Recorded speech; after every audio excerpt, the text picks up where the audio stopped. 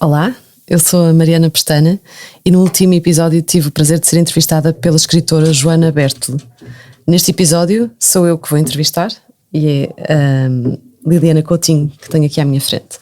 A Liliana é programadora de debates e conferências na Culturgest, é investigadora na Nova, é professora na UBI, foi assistente de direção de teatro, foi diretora do Serviço Educativo de Serralves, enfim.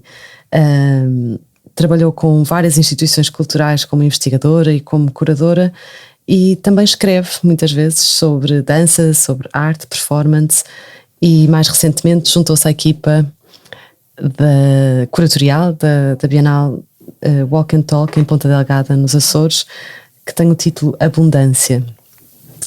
Nós trabalhámos juntas em 2 ocasiões nos últimos 4 anos e eu escolhi convidar a Liliana para esta conversa porque a Liliana é uma ótima conversadora, em primeiro lugar, como vocês ouviram, e porque a vida da Liliana é extraordinária, no sentido em que é rica e é surpreendente e é um novelo de coisas que aparentemente podem parecer desconexas, mas que no final são muito coerentes. E eu acho que o que une tudo é uma direção, um modo, um sentido, uma ética. Enfim, já vamos ver. Liliana, muito obrigada por aceitares fazer parte deste podcast do Clube das Criativas. Muito obrigada, Mariana, também. É sempre bom estar a conversar contigo. Vamos ver como é que serei assim tão boa conversadora. Tenho certeza, sim. Olha, eu queria começar com uma imagem de ti que tenho há relativamente pouco tempo no CCB, em que tu estavas a fazer uma performance com o João Fiadeiro e estavas a substituir o corpo dele numa cadeira. Portanto, ele tinha saído Sim. daquele lugar e pediu-te que tu ocupasses o espaço que o corpo dele tinha deixado. E então houve qualquer coisa ali, uma precisão de movimento, uma atenção que me surpreendeu. Então acho que se calhar começava por te perguntar o que é que se passava ali e como é que se faz isto de substituir o corpo de outra pessoa? Não se substitui, não é? Falaste de atenção e eu acho que era, no fundo estás a falar de um momento que aconteceu na performance que inaugurou a exposição de retrospectiva do trabalho do João Fiadeiro no CCB, e descobrimos assim já quase tardiamente que eu estava a acompanhar o trabalho dele há quase 30 anos e acompanhar e escrevi várias vezes também sobre o trabalho dele, mas assim de uma forma muito espontânea, quase sem saber, não é? Sem pensarmos muito nisso. Então este momento, na verdade foi um segundo momento, já tinha acontecido também em Serralves, num momento no auditório, e este é um momento que vem de uma performance, de um espetáculo do João que se chama Este Corpo que Me Ocupa. Então ele pede-me ele faz uma performance e senta-se e a certa altura pede-me para eu entrar e ocupar o corpo dele, não é? Mas na realidade ele sai e eu o que eu estive a fazer antes, e é isso que o público não sabe, estive muito atenta a tudo aquilo que são os gestos, o peso, a inclinação do corpo, onde é que está o pé, mais à frente, mais atrás, os dedos, o olhar, a relação entre o meu corpo e os objetos à volta, e isto de ocupar um corpo do outro, ocupar o gesto que o outro fez, não é? Quase que até pode ser um bocadinho violento, não é? Porque não é o nosso gesto, é o gesto do outro. Mas ao mesmo tempo há aqui algo que tem também a ver com desenvolver uma atenção ao outro e também acho que uma empatia, não é? Perceber como é que eu experimento estar no corpo de uma outra pessoa, na posição de uma outra pessoa, não é? Nunca conseguimos estar, porque nunca conseguimos, causa um falhanço esta empatia, mas ao mesmo tempo ainda bem, porque isto nunca é possível, mas ao mesmo tempo este desdobramento, não é? é até um bocadinho desconfortável. Quando cheguei lá eu senti, não, o corpo dele é muito maior do que o meu, eu nunca consigo estar nesta posição, neste sofá, E pronto, esse foi o início de uma outra conversa, não é? Essa performance era uma conversa também entre mim e ele. E pronto, eu acho que aqui já digo algumas coisas do que é que me interessou também, porque é que eu acompanhei tanto o trabalho do João. Porque tu trabalhas com dança e com movimento há muito tempo. Sim. E como é que queres contar um bocadinho como é que isso começou? Como é que começou? Sim, começou quando eu era adolescente e tive a sorte de ter estar no ensino secundário, quando ainda havia, no 12º ano havia muito tempo, só tínhamos 3 disciplinas e eu era muito curiosa e fazia tudo, fazia teatro, fiz voz a capela no Chapitão, fazia o ateliê de fotografia, fazia tudo. Eu não sabia bem o que é que queria, não é? Portanto, queria experimentar. E esta parte da criatividade, que é também o tema deste podcast, e a questão das artes, interessava-me muito porque um bocadinho antes de eu decidir ir para a artes, eu estive antes, vou para a biologia, porque adoro biologia do corpo humano, tudo o que tem a ver com o corpo, não é? Daí a ligação com o movimento interessa-me imenso. E era muito fácil, eu lembro, de estudar biologia humana, para mim, tinha sempre grandes notas, ao contrário de outras disciplinas, mas pronto, era assim. Mas a arte tinha este espaço de eu sentir que era um lugar onde nós podíamos criar as nossas próprias vidas. Portanto, decidi ir por aí. A certa altura vi um folheto sobre um workshop de Contact Improvisation organizado pela Companhia Real do João Fiadeiro. Eu não sabia quem era o João Fiadeiro, não sabia o que era Contact Improvisation, não sabia quem era o Steve Paxton, que depois acabei por estar em conversa com ele agora mais recentemente na Culturgest. Mas houve algo que me chamou ali. E eu acho que era a única na altura que não era bailarina a fazer esse workshop. Tive febres musculares, tive assim uma data de coisas, mas descobri ali que havia coisas no meu corpo que eu vivia com ele todos os dias. Eu tinha uns 17 anos nessa altura, mas não conhecia. Então isso foi mesmo a abertura para eu começar a querer me envolver com a dança, com o movimento de uma forma prática primeiro, não é? E continua prática com outras práticas, não é? Que não são as da dança, já lá vamos. Mas intrigou-me muito isto, não é? De podermos viver, podermos ser o nosso corpo e não o conhecermos. Isto poder ser uma imensidão tão grande e não o conhecermos. Na altura eu lembro-me quando fiz, pensei logo, porque é que não fazemos isto nas escolas, não é? Porque é que é só cabeça, porque é que é só, não é? E tu na altura achas que já ligavas isto com o teu interesse por biologia ou não? Não, isso foi mais tarde, certo? Veio um bocadinho mais tarde. Bastante mais tarde é que percebi, isto pode estar aqui tudo interligado, na realidade, não é? Biologia é a lógica da vida e eu acho que as artes também têm essa dimensão da lógica do que é que nos mantém vivos também, não é? E como é que podemos... Portanto, acho que há aqui ligações. Sim, mas assim. É interessante estares a ter a desenvolver através da dança esse conhecimento de ti, não é? Sim. E ao mesmo tempo um interesse paralelo que ainda não encontravas relação, não é? Mas com a biologia, com a vida nesse sentido. É muito engraçado. Depois tu foste para o Porto. Sim. Portanto, passaste estes anos a fazer essas experimentações todas e depois decidiste ir para Belas Artes no Porto. Sim, exato. Eu já estava, eu sempre gostei muito enfim, eu estava mais encaminhada para as artes visuais e gostava muito de pintura. Tinha feito o percurso das artes no ensino secundário e inscrevi-me na faculdade e calhou entrar no Porto. Na verdade, até calhou entrar no Porto por causa deste workshop, porque calhou este workshop, eu fui na altura em que devia estar a estudar geometria para ter boas notas, então não tive boas notas e entrei no Porto, que foi ótimo, porque as coisas levam-nos assim por caminhos que nós não, às vezes não conhecemos, e fui fazer a escultura nas Belas Artes do Porto. Sim. E decidi ficar. Quase todos os meus colegas que eram de Lisboa e que ficaram lá, ficaram um ano e regressaram, mas eu decidi ficar porque encontrei um contexto que me interessou bastante. Não é? Não propriamente, também o contexto da faculdade, não propriamente como ele estava na altura, mas muito os colegas e certos professores que também encontrei, mas os colegas que encontrei acho que fizeram mesmo com quando decidiste ficar. Era um tempo particular, não é? No contexto do que era o Porto. Nesse tempo, eu sei que isso foi importante para ti. Sim, foi importante também. Foi a primeira vez que vivi fora de casa, não é? Isso é importante para toda a gente, sair da casa dos pais e experimentar-se como é que é viver sozinha, enfim, criar as suas relações, que são as suas famílias, outras que não são as famílias de sangue, não é? Os seus amigos. Portanto, isso foi importante.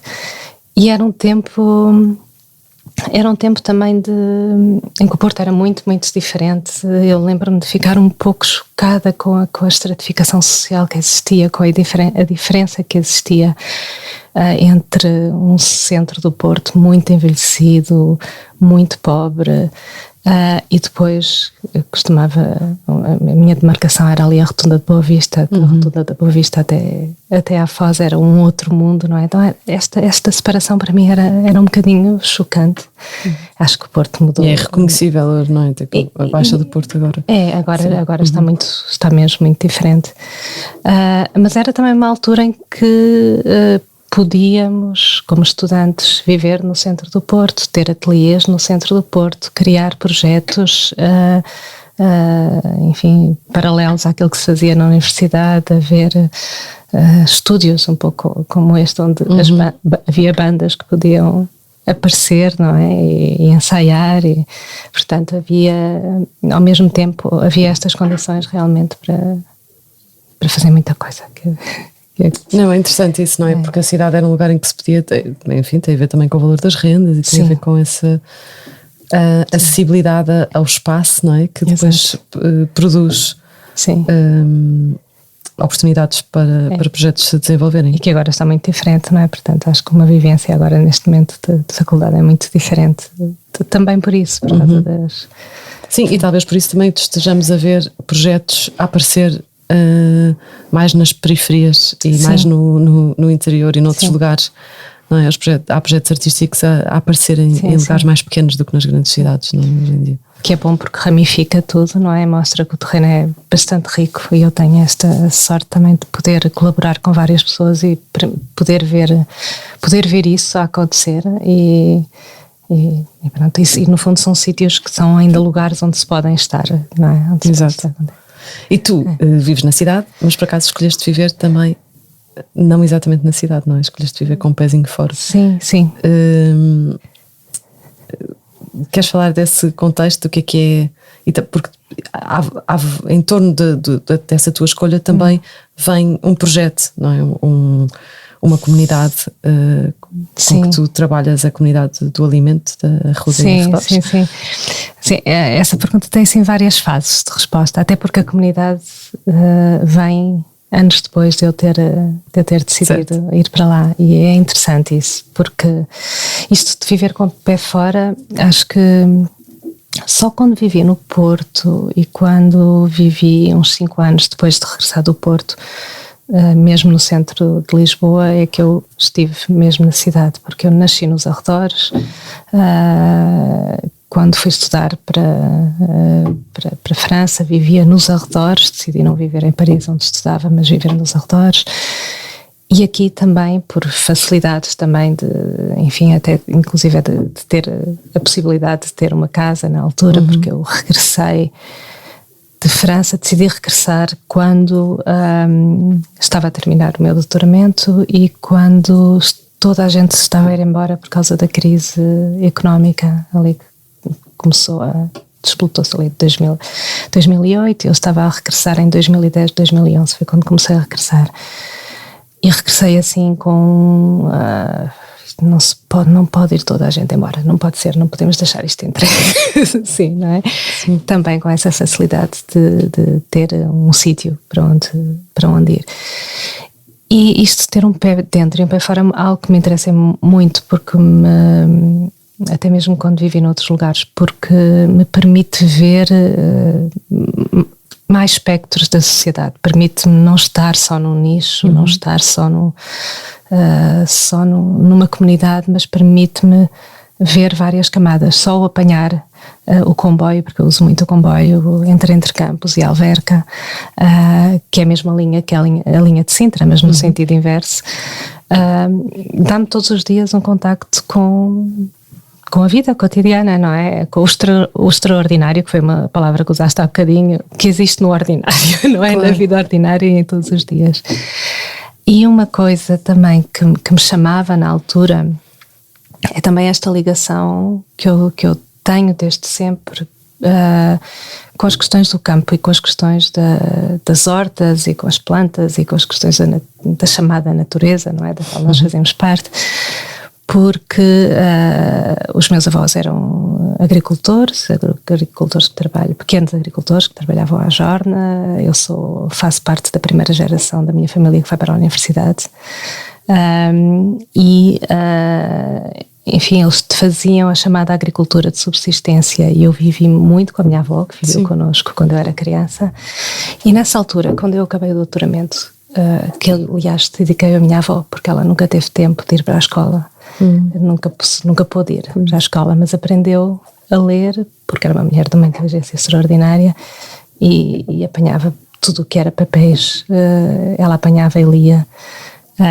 Portanto, ela tinha o prazer de ler inclusive as caixas dos cereais, era o prazer de ler seja lá o que fosse, não é? E de ter a possibilidade de poder ler numa altura em que havia as pessoas da geração dela era do analfabetismo muito grande, não é? Portanto o mundo mudou imenso e os gestos dela de saber manter uma horta, saber criar, ter alimento numa altura em que houve dificuldade.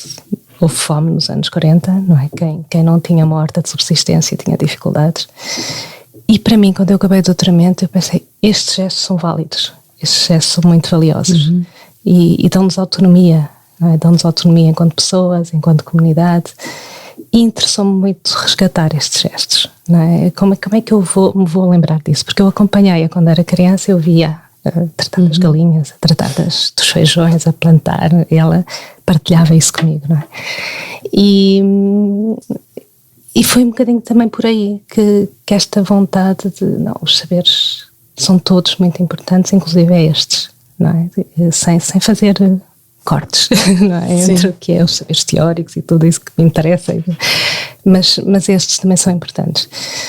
E se calhar aí chego um bocadinho à comunidade do alimento, porque eu vou para aquele lugar sem conhecer ninguém naquela zona, não é? E o meu trabalho desenvolve-se mais na cidade. E estou ali há algum tempo em Lisboa e depois vou passo 2 anos no Porto novamente, em novas circunstâncias, depois regresso. Mas eu tinha uma vontade também de, já que estou ali a viver, com pouquíssimos vizinhos à volta, como é que me vou aproximar também deste contexto, não é? Que pessoas é que estão aqui, como demorou anos, mas fui conhecendo pessoas que têm este interesse, pessoas muito diversas umas das outras, agricultoras, pessoas que trabalham que eram professoras ou que ainda são, pessoas que trabalham em fábricas, pessoas que trabalham em cinemas, pessoas que, enfim, pessoas mesmo muito diferentes, com um grande interesse na biodiversidade, na regeneração de terras, na biodiversidade, no alimento como bem comum que podemos partilhar também e que podemos partilhar assistentes. Então daí apareceu esse projeto, que é um projeto coletivo mesmo, que tem emergido destas relações e já está assim, enfim, há muita coisa. Podia-se falar de muita coisa porque é um projeto muito orgânico, não é? Sem plano propriamente definido, mas tem feito projetos em escolas, criado jardins da biodiversidade, há um projeto de guardiães de rio, muita coisa. Pronto. Exato. Sim, e nasceu desse encontro com a tua avó, mas depois no fundo cresceu, não é? E tem estas múltiplas dimensões. Eu acho que é muito interessante também depois como é que esta tua experiência se relaciona de facto com o trabalho que tu fazes mais, como tu disseste, de cidade, não é? Sim, exato. Que é um trabalho muito instituições, de pensamento e que nós vamos avidamente assistir, por exemplo, na Cultura Gesto, não é? Não sei se queres falar um pouco sobre isto, não é? Eu acho que é interessante perceber, muitas vezes tu tens o papel de preparar conversas, de moderar, de entrevistar também. Queres falar um pouco sobre esse processo, não é? Como é que é esse processo de preparar e mesmo como é que depois decorre este tipo de programas de pensamento, não é? E talvez queiras também dizer alguma coisa acerca de como é que depois se relaciona com estes aspectos da tua vida, não é? Este teu interesse. Se calhar posso começar até por essa última parte, não é? Porque como acabamos de falar desse lado,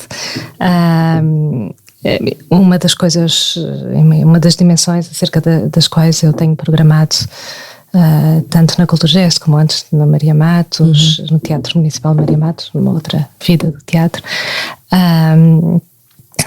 eu trabalhei muito em torno com as equipas também, não é? De ambas as instituições, trabalhei muito em torno de questões ecológicas.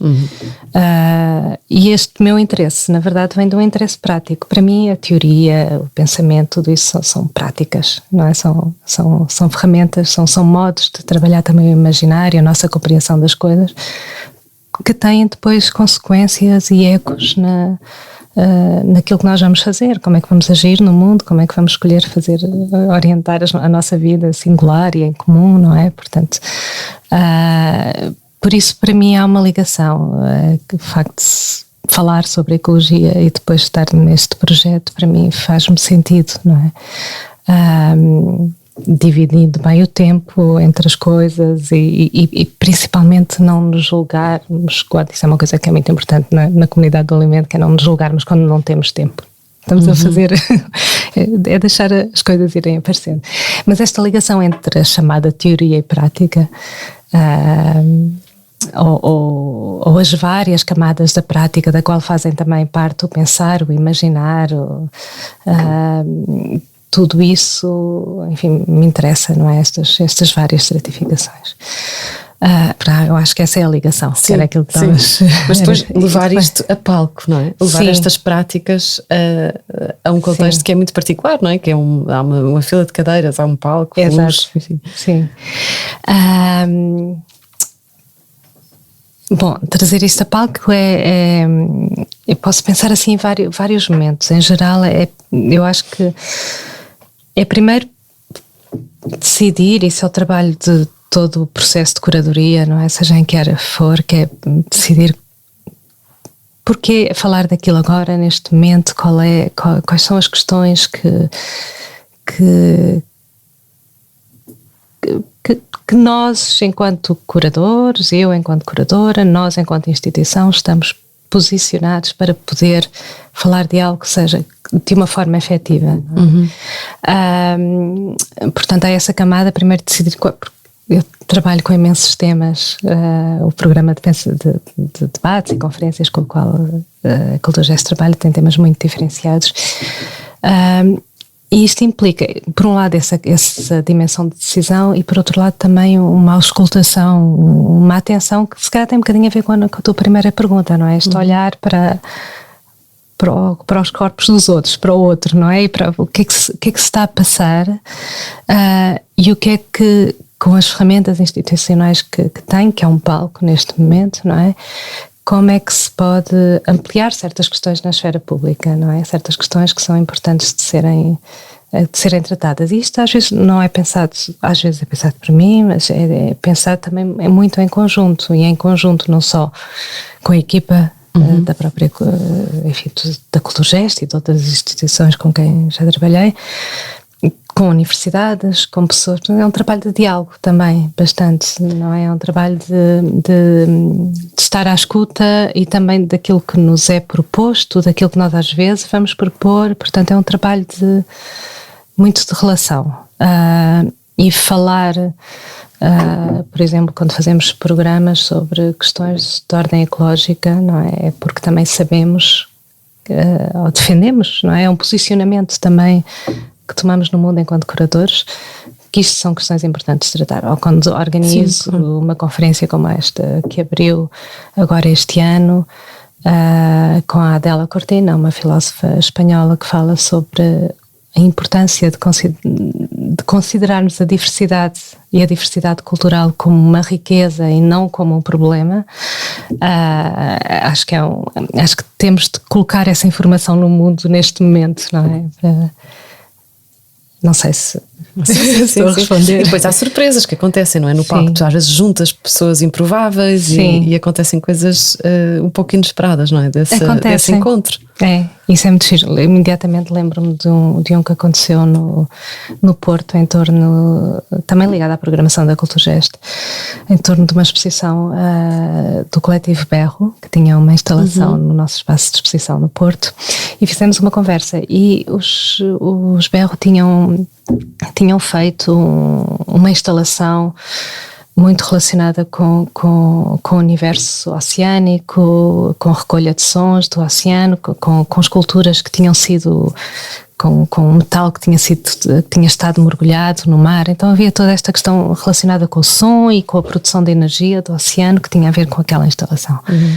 Então eu organizei uma conversa onde chamei uma investigadora da Universidade de Aveiro, que trabalha sobre a linguagem dos peixes, como é que os peixes comunicam entre eles e como é que o som implica no trabalho isto é muito giro porque é muito criativo, não é? E também um investigador francês que trabalha com as baleias, como é que as baleias comunicam entre elas.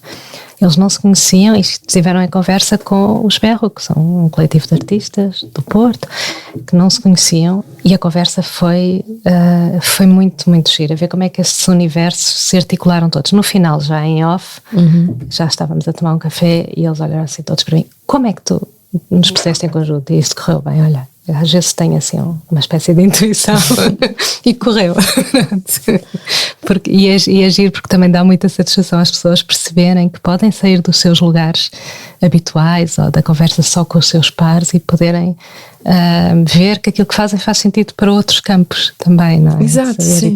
E também que nesse contexto de palco não se vai só apresentar uma coisa que está fechada e que terminou, não é? Mas há também... a conversa em si, ou a apresentação também é um processo que pode ser transformador em si mesmo, não é? Sim. Isso é muito engraçado. No fundo a conversa é um encontro, não é? Isso. Eu acho que e os encontros criam essa... Também é algo que é espontâneo do encontro, não é? Que surge para além do planeado. Exato.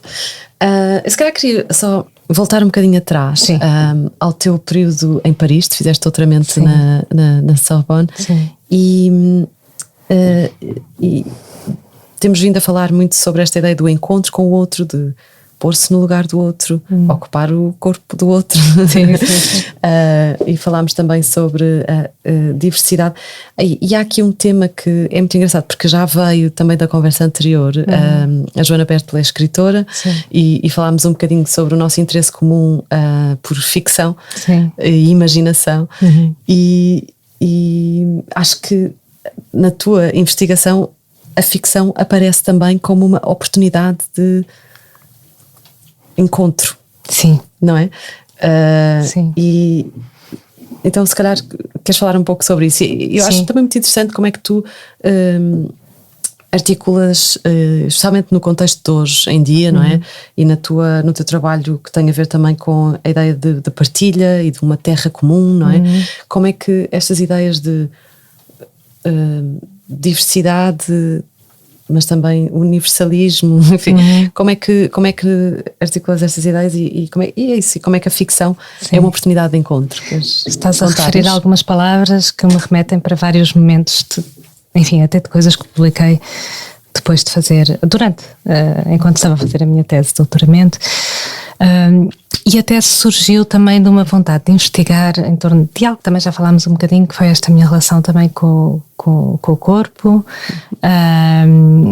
Este interesse que isto foi algo que surgiu quando ainda estava a fazer um mestrado, como é que eu ponho em conjunto este meu interesse pelas artes visuais e plásticas e o meu interesse pelas artes performativas, e acabei por fazer uma investigação que unia as duas, e que depois, na investigação para o doutoramento, resultou em algo que tem a ver, que tinha, enfim, o foco, o tema, o título era é um título assim, pronto.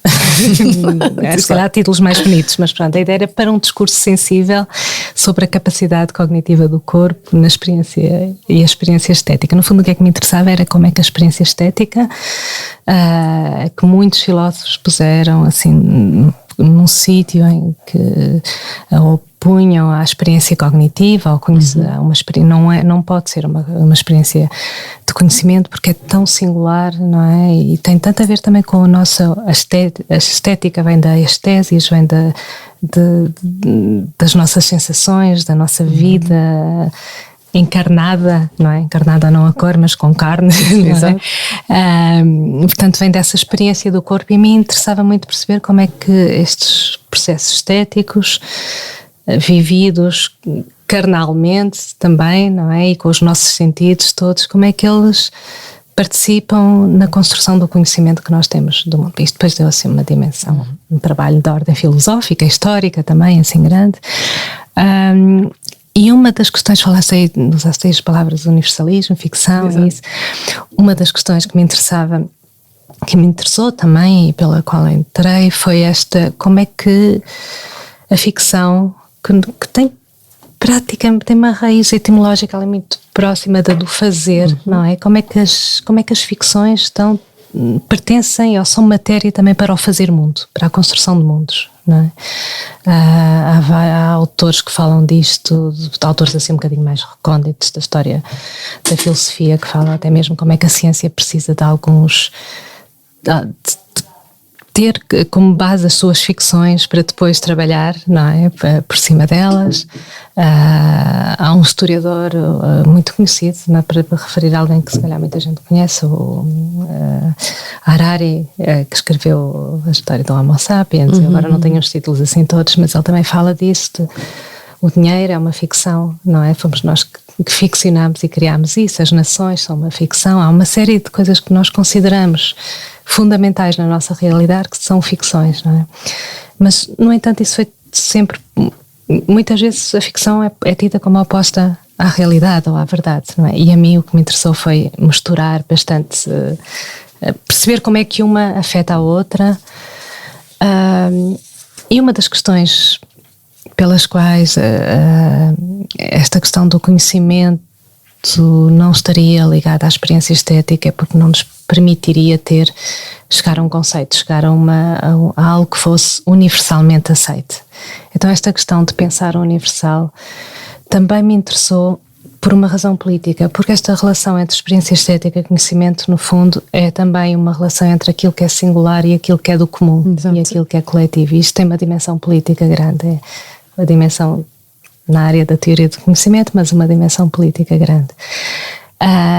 E interessou-me muito ir ver como é que o universal tem de caber dentro do universal todas as singularidades. O universal não pode ser igual a uniforme, não pode ser igual a criar um mundo uniforme, nem pode ser, também não é igual a comum, não é? Mas é mais eu trabalhei um bocadinho como uma ficção que pode ser operativa e que pode ser útil de vez em quando. Por exemplo, quando estamos a falar de direitos humanos, não é? Isso é uma ferramenta que queremos que seja universal e queremos que o seja porque ela é operativa para defender certos direitos. Não é? Exato. Portanto, é uma ferramenta relacional, no fundo, sim. Não é? A ficção serve para nós criarmos uma coletividade, de alguma maneira, mas também não deve ser só de um ponto de vista, não é?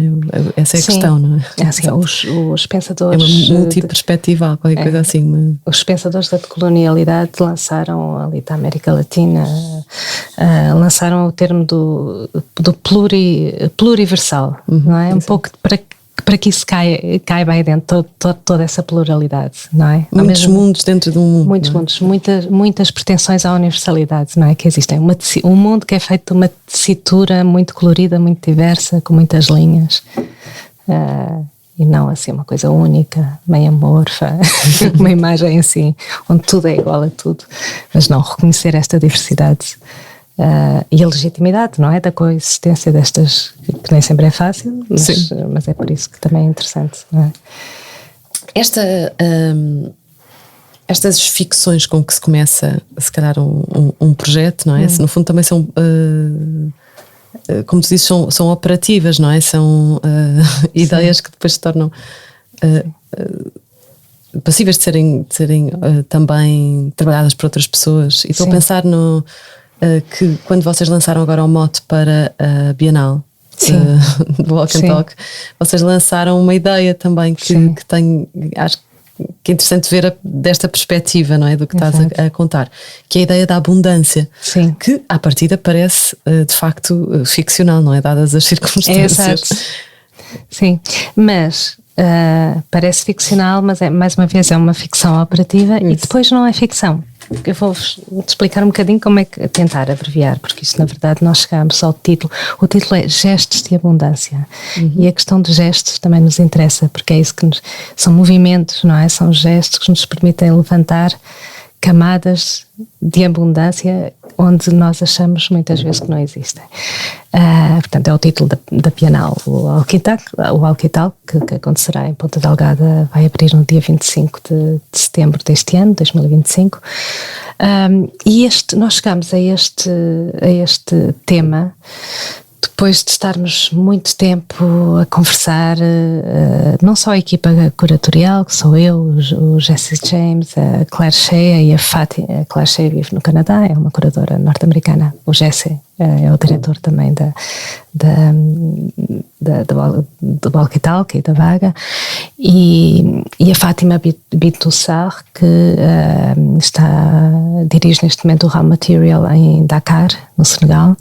Então somos uma equipa que vem de vários locais e que toma ali os Açores como o centro, não é? E pensamos nisto, não é? Como é que um local que muitas vezes é tido como ultraperiférico, onde não há, onde se fala muitas vezes da perspectiva do não haver, da falta, não é? Como é que invertemos isto? E o inverter isto não é o criar uma ficção, é realmente olhar para o que há, que é muita coisa ali. Há os Açores como um espaço de cruzamento, já desde há séculos e séculos, um espaço de encontro, um espaço que nos pode permitir olhar para as histórias, para a nossa história também, a partir de um ponto de vista, os Açores eram um sítio de abastecimento também, a certa altura das viagens dos navios, alguns deles navios negreiros, portanto está ligada à nossa história também relacionada com as viagens marítimas, com o transporte de mercadorias da Ásia, da América, de África, com a história da escravatura também, histórias que existem em abundância, mas que não são muito contadas. Não é? Estou só a dar alguns exemplos, não é? E depois há outra coisa que está a acontecer nos Açores. Eu acho que o espaço do Walkie-Talkie, não é? Que agora é uma bienal, mas que foi durante 11 anos um festival, oferece também o chão para que nós possamos tratar deste tema, porque realmente aquela equipa, e eu falei há bocadinho da equipa de curadores, mas realmente isto foi pensado com toda a equipa de produção, de comunicação, de uma forma muito horizontal. É muito interessante trabalhar com eles. Vocês fizeram uns grandes encontros, não foi? Fizemos residências, trabalho até dizermos, olha, estamos a fazer isto, assim, fizemos e estávamos em trabalho. A internet também permite isso, de estarmos em vários sítios e continuarmos ligados e a continuar a conversar. E eles têm criado realmente espaços de possibilidade, espaços onde é possível fazer e estão a influenciar outras pessoas para fazer. Há um trabalho colaborativo ali que eu acho que já está a gerar abundância, não é? Portanto, é no fundo dar seguimento a essas abundâncias que já existem, revelá-las no fundo, não é? Alterar a história que é contada e revelar essas outras. Sim, eu acho que trabalhar com o Walk and Talk, eu também já tive o privilégio de trabalhar com o Walk and Talk, que eu acho que de facto essa horizontalidade da prática é muito rica, e acho que é todas as pessoas, eu não sei, eu conheço muitas pessoas pelo menos que passaram por lá. Sim. E que se transformaram de alguma maneira com essa experiência. Sim. Para mim também foi muito importante essa passagem. Acho que há lá uma coisa acerca da qual se fala muito, faz teses sobre isso, escreve-se, mas eu acho que ali está mesmo na prática, que é uma ética do cuidado na equipa, na relação com os outros, no acolhimento também da diversidade humana e outras, não é? E isso sente-se, isso vive-se quando se está a trabalhar com eles e devo dizer que é um bocadinho raro, não é? Portanto, eu acho que isso transforma. Portanto. Sim, Liliana, antes nós marcámos isto às 11h30, porque tu tinhas hoje, como tens muitas vezes, um compromisso.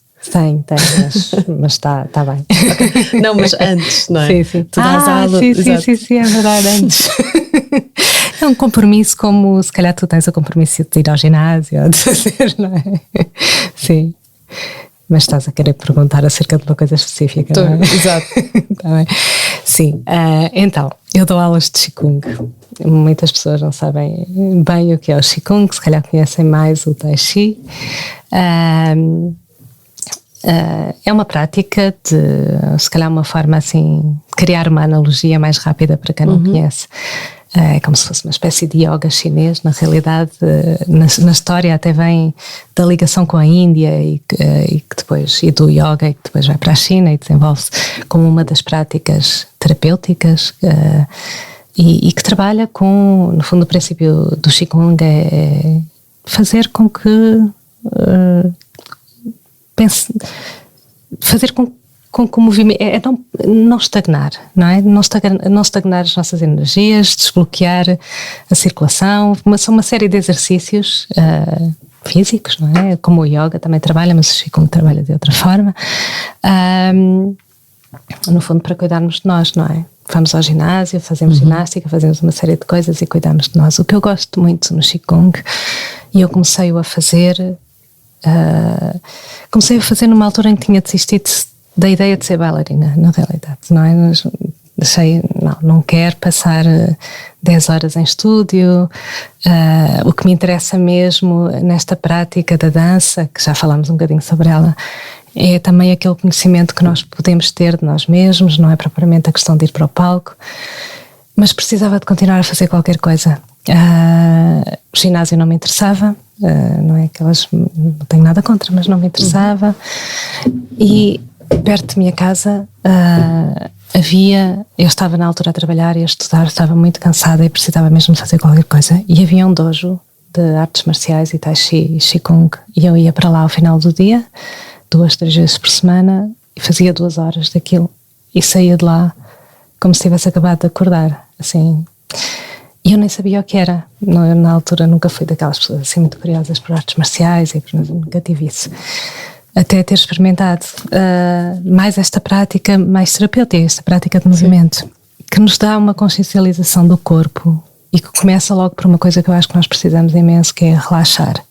Não é? Relaxar, tirar as tensões todas que nos criam carapaças, não é? E comecei a fazer e nunca mais larguei. Acho que foi até uma coisa muito importante. Eu lembro quando estava a fazer a minha investigação de doutoramento e estava com amigos e colegas também. Na altura estávamos todos em biblioteca. Tensões máximas, claro. Com as costas a doer, passámos muito tempo ali.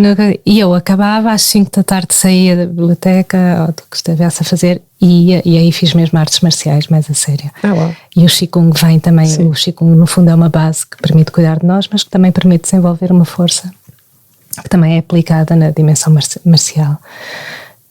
E eu sentia, não me dei as costas e continua a não me doer, portanto eu acho que vou continuar a fazer isto. E a certa altura, quando nós fazemos isto, é uma prática que faço há 20 anos, na realidade.